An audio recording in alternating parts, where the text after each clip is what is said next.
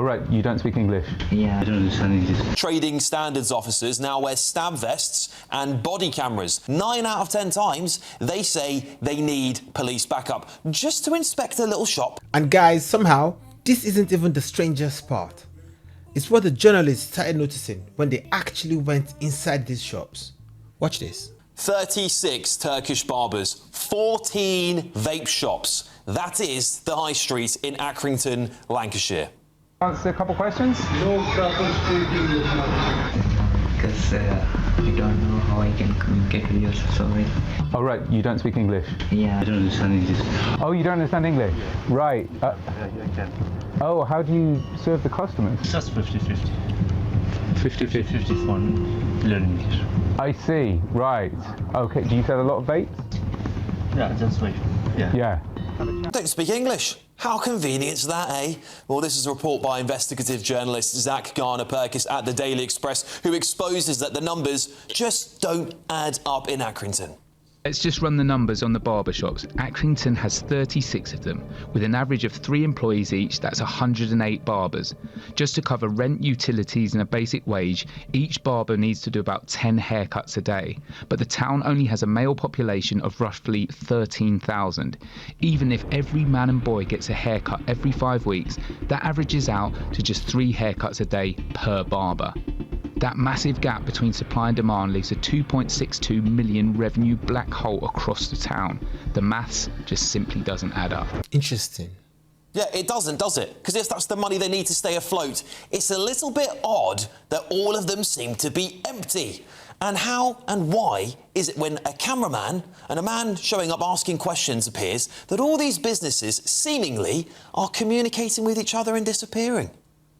It wasn't a coincidence. As we kept digging, it became obvious the entire town was talking about us and they weren't happy. My boss told me they're not allowed in the camera in the inside. Oh, we're not allowed to have the camera inside? Sorry. They're not allowed to have camera inside. I mean, if I was running a business and I had journalists coming in to interview me, I'll be more than happy to let them come in, so I can tell them my story. Why? Because that's good for business. Free advertisement. That's what ordinary people would do. Oh, right, okay. Yeah. How did he know that we were here? Is a before is a tell me sometimes is some people I put in the picture. I see. And my boss tell me. All right, well look. So do that. Okay, no worries. You might wonder if they're all in some kind of communication with each other, which is quite odd for multiple businesses to all be chatting, isn't it? And does this clip concern you at all? To find 2 youngsters in another store. While they didn't appear to have bought any products, their presence was concerning. You right there? Sorry? Yeah, no, we're just doing a piece on vape shops. What for? Yeah, it's... Huh? You lads are a bit young to be honest. I'm with them. The owner told them to leave the second we walked in with the camera. When I spoke to the boys and said that they shouldn't be in there, the owner got very evasive and uncomfortable being filmed. Like per head than anywhere else in the country. So we're coming into vape shops. All of that. Stop recording it for a minute. Yeah. Don't be slagging my shop off though. I mean, why would they want to slag off your shop? Don't be slagging my shop off though. Well, look, that is the reality for many high streets up and down the country, isn't it? We know just recently there's been multiple raids on these shops. In Accrington, trading standards officers now wear stab vests and body cameras. 96% of them say they have dealt with organised crime. 9 out of 10 times, they say they need police backup just to inspect a little shop like that. So why?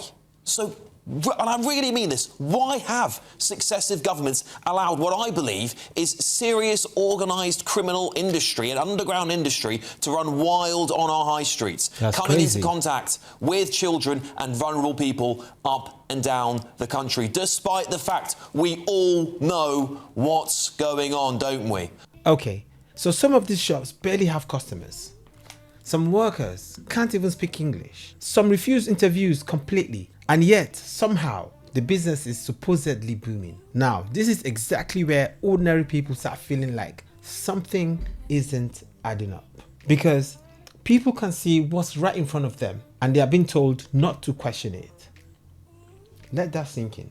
I think this is one of the reasons why trust keeps collapsing around institutions right now. Because when reality starts feeling inconsistent, people start creating their own explanations. And whether those explanations are right or they're wrong, the silence around obvious questions just makes suspicion worse. Some people hear paranoia, others hear legitimate concern.